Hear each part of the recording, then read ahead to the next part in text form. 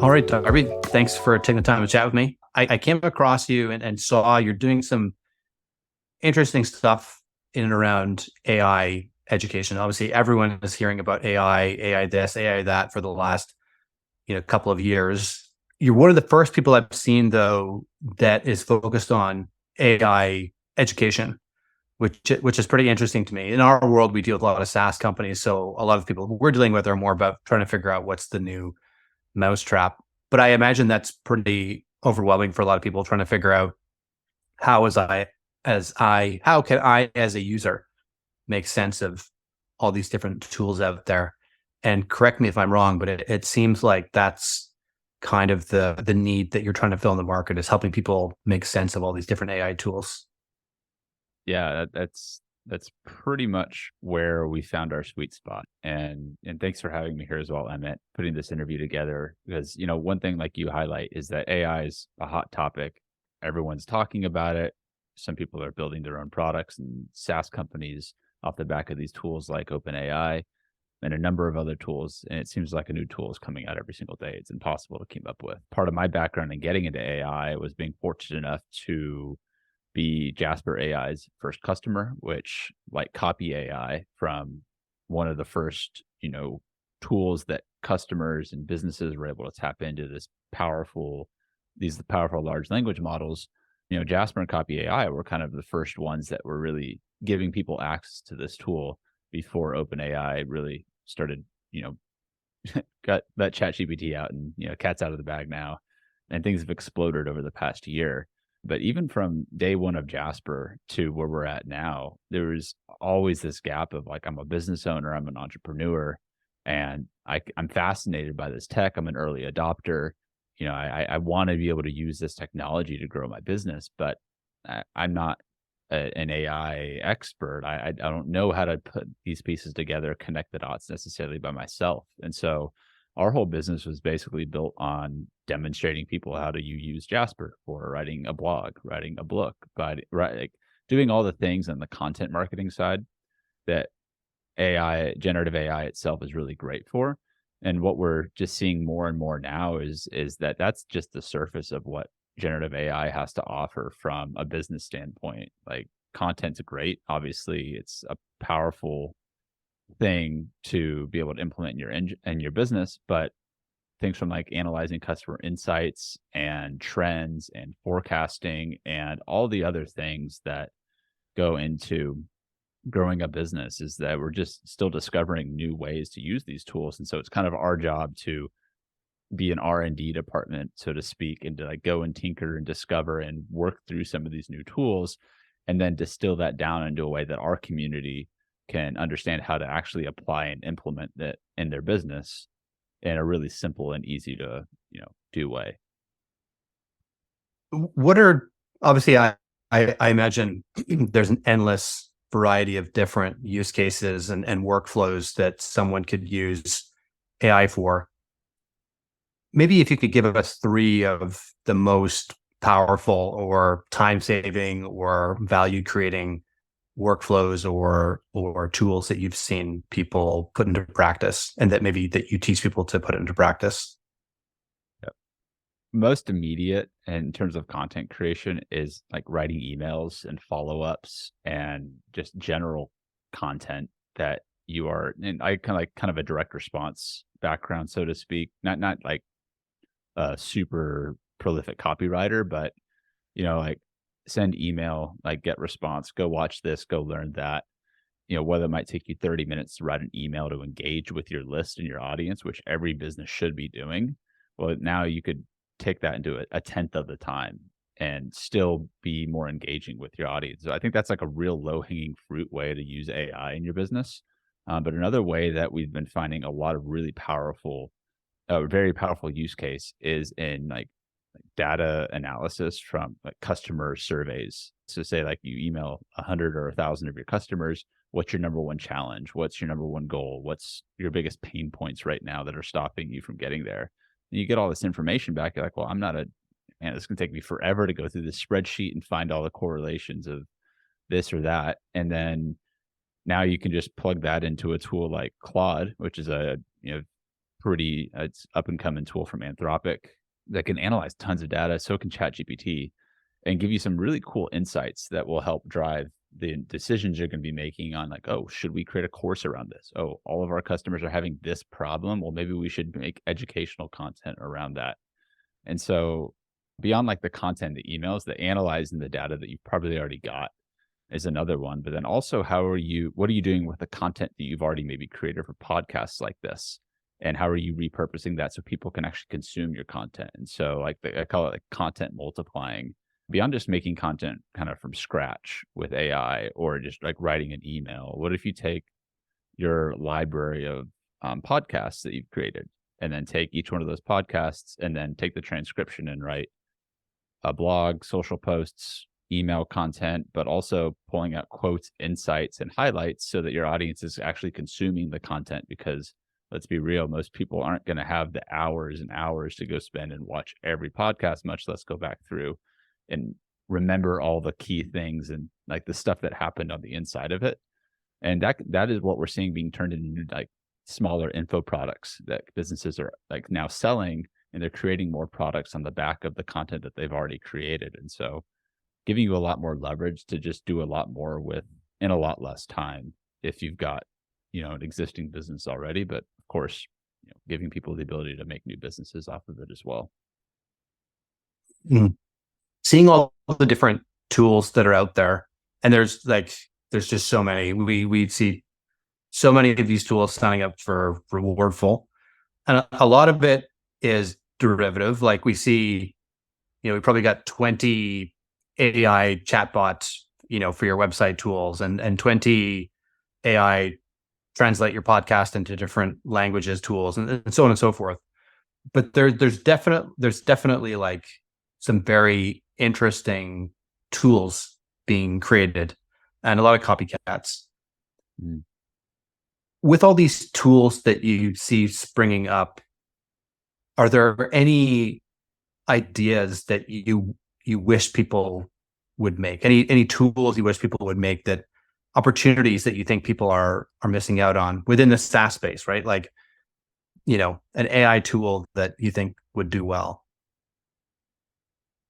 I think there's so many opportunities that a lot of people are still focused so much on like the content side and like just making another like wrapper to like produce content from ChatGPT is like, okay, like it's getting to be like to the point where that's very easy to do, just that one point.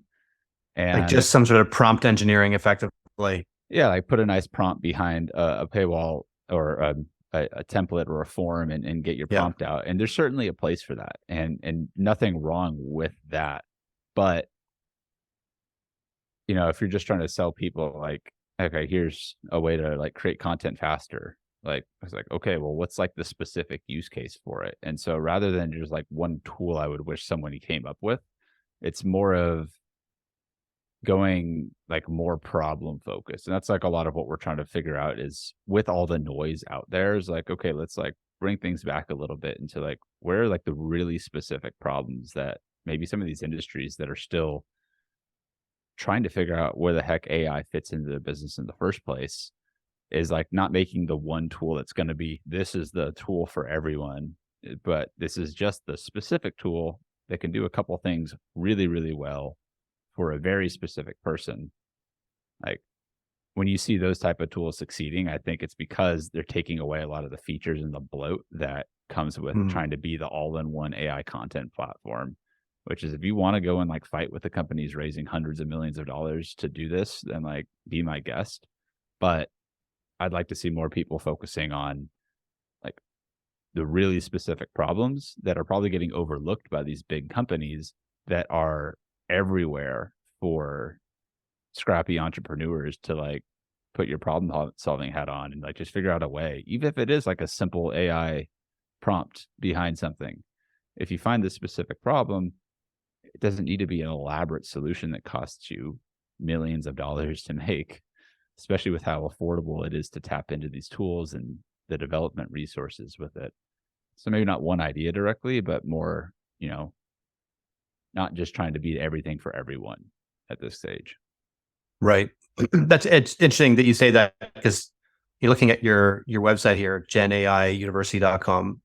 A lot of stuff you talk about is about workflows, which is interesting to me. When you think about, the world that I live in is B2B SaaS, building SaaS tools for small businesses primarily. And most good SaaS tools are basically just smoothing out an existing workflow that someone has, and it's usually like some combination of either like documents or spreadsheets, or some series of things they do that they currently do across maybe 5 tools or something like that.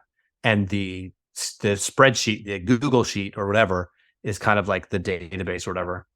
And I could imagine, using AI tools, and even if it is just kind of prompt engineering, but combining that with some other sort of workflow could be a super powerful tool to kind of create a SaaS tool on steroids.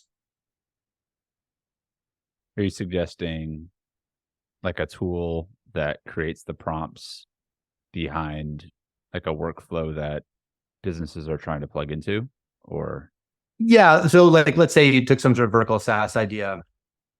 I'm just taking this out of thin air. I haven't like really thought this through, but let's say I'm wanting to I want to build a tool for mortgage brokers for some particular kind of workflow that they have. And that this particular group of people, they have a very similar type of workflow they need to go through, accepting applications for people that are, want to get a mortgage or something like that.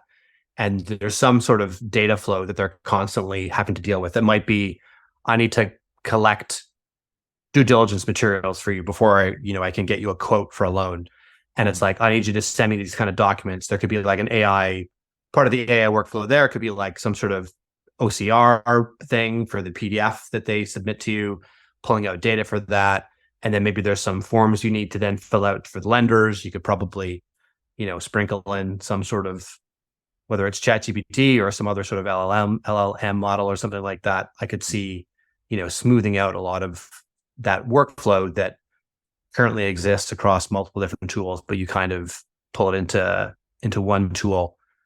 And because of, as you said, AI's ability to analyze large amounts of data, particularly unstructured data, I could imagine there's some pretty powerful vertical tools you could build. yeah, and it's interesting is when we focus on like the workflows element of things, most of our stuff just starts and can honestly be done to solve and create and deliver on any sort of problem just inside of like ChatGPT or Claude.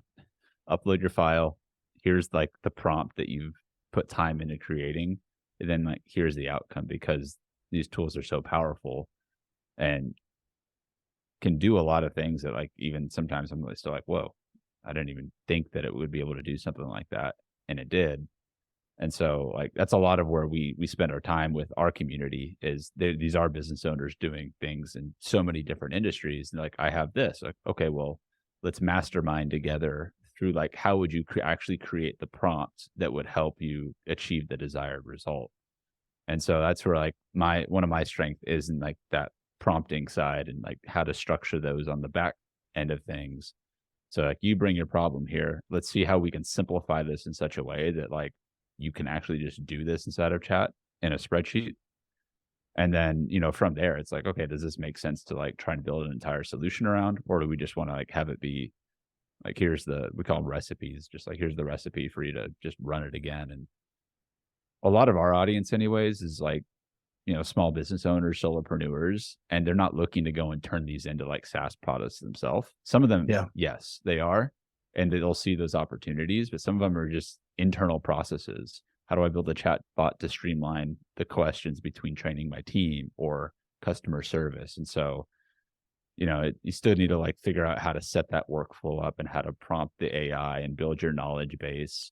But the cool thing that we've seen over the past few years is that our community has stuck with us and grown, and people are getting just savvier with these tools, is we're getting better at creating better solutions faster. And so, as we look towards the next few years, who knows what's going to happen in this space, but we want to be the place where people can come and learn, and kind of that rising tide raises all ships, to where, oh, this just happened. We did an event on how to build your own app this week that we just finished up. And now people are building their own apps for like lead magnets to then just open up the conversation with folks through their website or their own existing clients to deliver more value, or just attract more people into their business with, using an AI app, which has a different like ring to it right now than like, here's my ebook, go download my free ebook, versus like, here's my AI app. So, finding those like different angles for, plugging in AI inside of your business, where it's just going to add more value either to yourself internally or also like externally for, driving growth. When you say AI app, I assume you don't mean like an actual like mobile app or web application. Do you mean some sort of like AI workflow, or what does that mean? Like very simple in this case, like a tool where you can just plug your like prompts on the back of an input form that gives you the variables, and then you have your prompts in a data source that spits out a result. So I mean, I have one where a buyer's brief, and so someone gives me like their name of their company, who their ideal, like the segment of the market that they serve, what's like the niche that they're in, and like what's a little bit of context about their offer. And then that app just gives out like dreams, goals, pains, desires, fears, like all the things that you'd want to like kind of have a starting line on if you were going to make a marketing campaign off of it. But that's like one element of like obviously a lot that goes into any marketing campaign, but it's a very simple, I guess it's a web application. And it was based on a tool called Rubber.ai, which there's a lot of these like build your own no code AI apps out there. And so Interesting. Like, Rubber.ai. I'll have to check that out. And so it's just a super simple interface for building no code apps. You can add it to your site and it plugs right into GPT-4 or 3.5. And you can do like either a form version or a chatbot version. But I've enjoyed working with that tool for these type of AI apps, because it doesn't require you to go and like do a make.com account, which can still get a little techie, especially if you don't want to necessarily need to like code your own front end or do that sort of stuff. Yeah. But I am seeing like these types of apps. I think we're going to see more of them because there's already a good amount of them out there right now. But like, it's just making it that much easier for you to take an idea and turn it into something. And so that's going to be an interesting space where like, I have an idea for an app. Here's a prompt. And then like, here's a fully functional app that you could start to work with and like start to put a paywall up and start to, sell. But again, it's like, how specific is the app that you're creating? Is it solving a really direct problem? And like, what's the strategy around getting that app into the people's hands in the first place? Yeah. This Rubber.ai looks super interesting. It was actually in my browser history, so I came across it sometime in the past. Yeah, we like I said, with the call right before this was day 3 of a 3-day build your AI app lead magnet challenge, and it was just about 30 of us or so each day. We're just kind of walking through idea for the app, like why are you doing it, structuring a prompt that is going to help get that result. And so we had people like making like quiz assessment apps, like figuring out if you're like, just a few different like really interesting ones. Like one's like a travel guide, like ideation. She wrote a book in a recent challenge we did. So this app is going to add on to her book for helping people identify like best places to travel with certain budget constraints. And I don't know how many travel guides out there, but if you're someone in that industry that's your business and like you're adding this component into the mix, it's a great way to stand apart and deliver more value at the same time. I just think it's cool that now you can plug in these apps. Before, when Jasper started, it was like, oh, how are we doing this? Right? Like there's magic. I put in words and I get words out and it's great. And now it's like anyone could technically like go and build their own series of customized templates that they can either sell or they can just keep themselves with an app like Rubber. Not suggesting anyone like that's something for everyone, right? And like there's a place for Jasper for sure.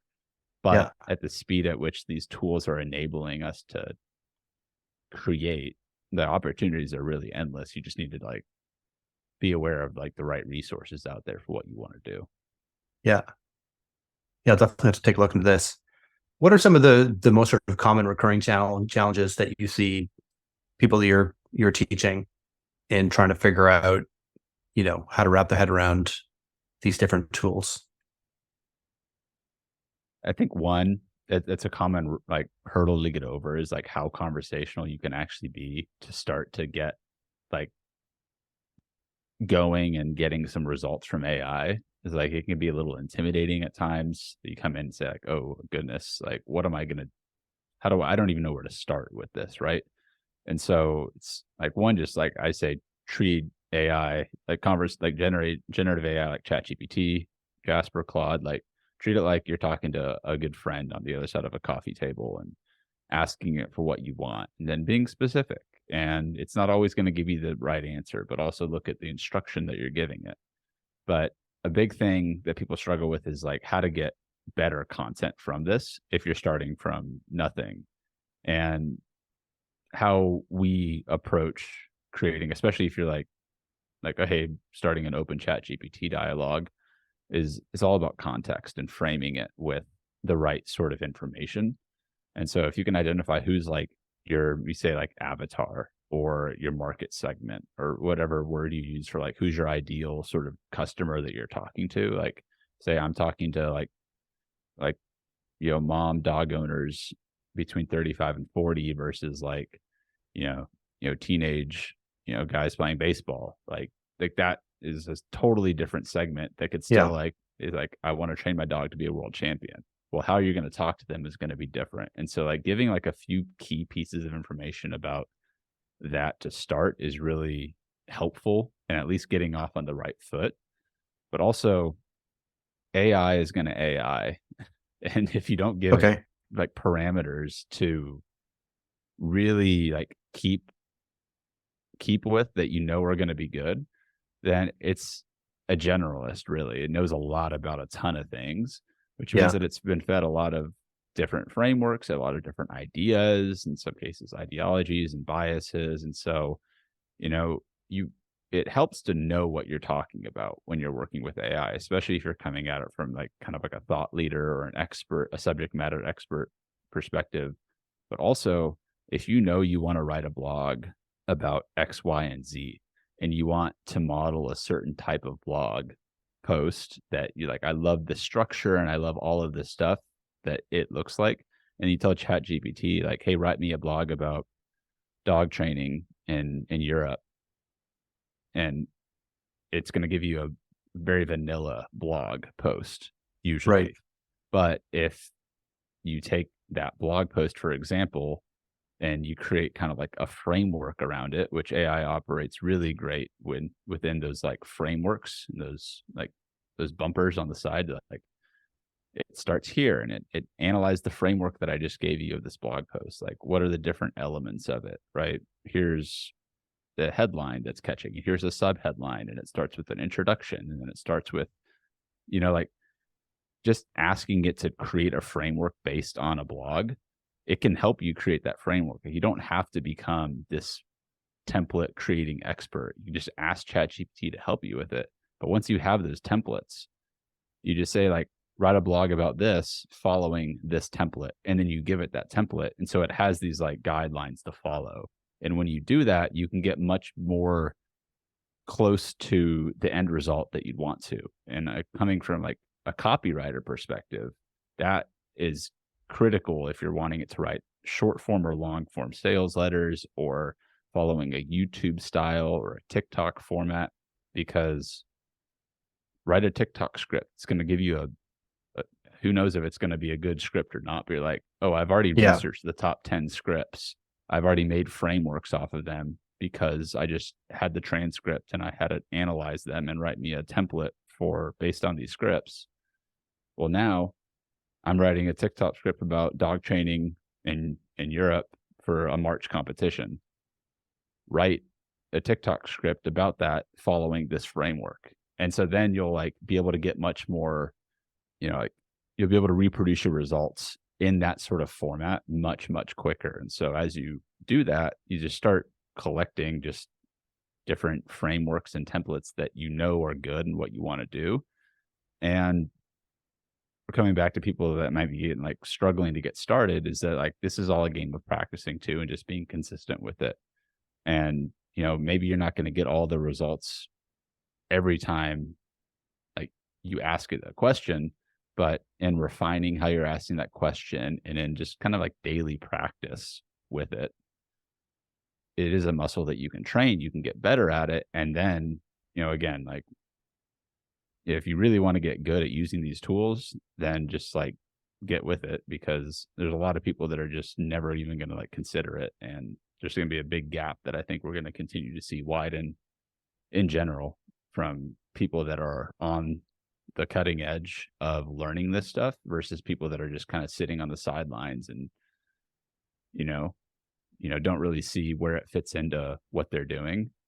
You have a decision to make at this point too. And it's whether you want to like practice this stuff and get good at it, or if you want to, wait for someone else to, figure it out and do it all for you, then that's fine too. But, our community is mostly people that are, again, like entrepreneur business owners out there trying to like figure this stuff out, and it's changing all the time. So it's really helpful to at least keep your finger on the pulse of it, as overwhelming as it can be. Yeah. It kind of reminds me, what you're saying there kind of reminds me of, I used to work at the bank as a bank teller, and you have some sort of, you might call like veteran bank tellers, and like they've been there forever. And when I was working there, it was still like the green screen dot matrix display, and you just use the keyboard to like interact with it. And they brought out a GUI, graphical user interface with like a mouse, and they had to do like training to teach people how to use this stuff. And some of the people, like, they weren't going to make that transition.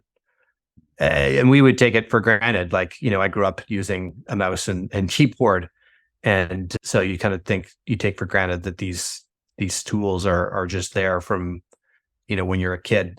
And I imagine like this next generation coming up, it's not going to be about using a computer. That'll be table stakes. It's going to be about using AI tools to get that additional leverage. So it really feels the same to me.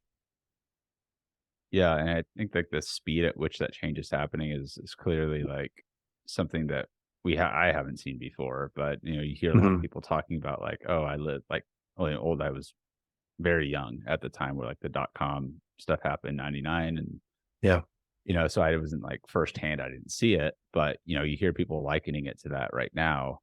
And even older generations of folks that are like, okay, I'm not missing this train. Like I'm in this, and there's a lot of excitement on that front. And there's like people that are like overwhelmed with it at the same time, which is totally makes sense to do it.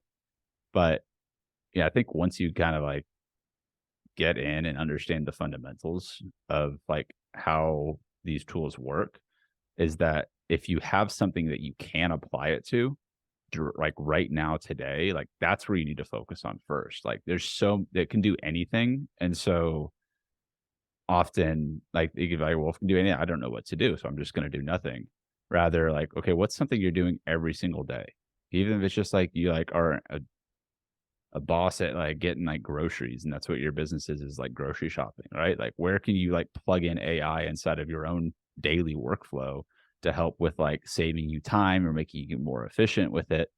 And like once you've got a really good handle on that specific workflow with AI, then you start to kind of like go out to different versions of it. But you can get, if you try to eat the entire buffet in one go, it's hard to make any sort of progress. And that's what we say, like, okay, cool. Identify what's the main thing you're focusing your time on. What's like, outline that. What are the steps involved? Okay. Now we identify what tool actually makes sense. Like, does that make sense to use Jasper there? Maybe not. Maybe you could just use ChatGPT, or maybe this makes sense to use Descript because you're doing a lot of video editing and you're spending all your time manually editing out the ums and ahs. Well, one button could save you 30 hours a week if you're spending that much time on it. Maybe a little exaggerative there, but Yeah. What are the occupations that you think are most at risk, or do you not even think about it in those terms, right? Like, that's anytime these kind of revolutionary technologies come along, that's one of the first things people talk about is the jobs that are going to be lost. And so if we look at whether it's, things like Midjourney for, creating images, or ChatGPT for creating text-based content, so on and so forth, what's your mental model on that? How do you think about the impact that's going to have? Is it just going to be a tool that these people use to be more productive, or are there some people that get left behind? And if so, which area is the most at risk in your view?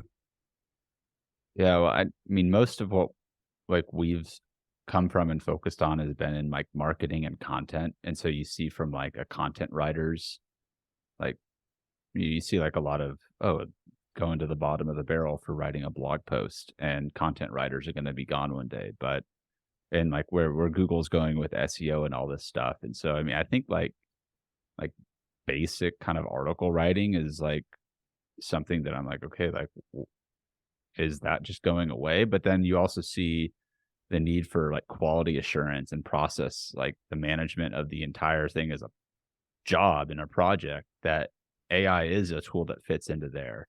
And so where my head goes with this, and again, this is just, my, opinion right now, is, I haven't had a job in like a traditional job since I left corporate, several years ago. And when I look at the things that AI is taking away, is a lot of it's like very task oriented. Like a lot of tasks make up a job. And so maybe the AI is going to end up doing a lot of tasks that's going to take up a very specific type of job. But then those that understand how to use AI within the context of getting like the job done and the results, is it frees you up from having to do a lot of stuff that's taking your bandwidth away. And so the question to me is like, okay, well, where are you going to go and apply that to something else? And maybe things are going to shake up, and maybe like a client's going to drop you because they just want to use AI to write all their Amazon listings because there's a new software that can do that. And like that stuff is definitely going to happen like on that level. And so with that, it's going to breed new opportunities for you to be able to like be the director behind these different tools and step into a role where you're not having to do such things. Like you're not having to do the little tasks that AI is now capable of doing. And then you can pivot and reposition yourself and change with the time. And it's a fast speed of change. And so, I mean, I think there's a lot of, it's not all sunshine and daisies, right? It's like people are going to lose like gigs, they're going to lose jobs, they're going to, move into positions where like maybe you have to like figure out how to do more gig work in different things that you've never done to be able to make ends meet. And at the same time, it's, like if that's the way that things are going, then like we need to adapt with the speed of change right now. We need to figure out how to keep up with the change, but also, AI is going to make you, I say like, will make you, if you're already a good writer, learning and knowing how to use AI within your process of writing, if you're like actually want to become a better writer with it, it will make you a better writer because you're already a good writer and you already understand things behind being a good writer. That if I'm a terrible writer and I come in, I'm like, I'm going to go become a professional writer now because I got ChatGPT, but you haven't like studied the craft or like understand the nuances of certain types of writing and like the research that needs to go into it and all the things that go into make you successful at whatever career you're doing. If you're already bad at something, AI is not just going to magically make you better at it. And so focus on the things that you are good at. And maybe you need to spend some time really thinking about, where am I best and where do I have something that's unique to myself? And, what does that look like? And where can I apply AI to like augment and enhance my abilities that I have right now, rather just have AI just strip that away from me. And now I don't have anything. There's going to be a lot of hard questions and a lot of, a lot of things that are going to shift up here, especially in the next few years. But again, it's like, don't ignore this train. It's already leaving the Yeah. station. It's picking up speed. It's, ignorant to think that it is just a fad at this point, because it has been around for years and it was just under the table, especially the last decade. Like AI is inside of a lot of things we were already using. And now it's just like, machine learning and all that stuff. But now it's like, okay, well, you're going to figure out how to make it work, and you're going to work with it and adjust with the times, or somebody else is going to. And yeah. Before we go here, maybe if you could tell me what's the coolest tool that you've come across recently, and how have you been using it?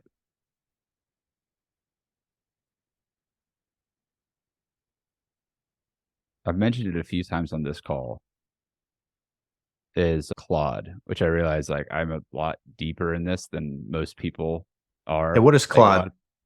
Claude is the AI, kind of the competitor to ChatGPT. So Claude is a company called Anthropic, is their AI.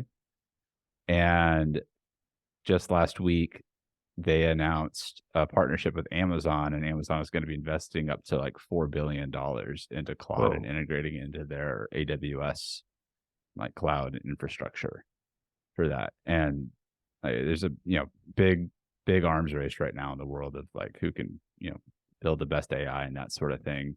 But ChatGPT like caught a lot of attention and like kind of made a lot of people more aware of what these tools were.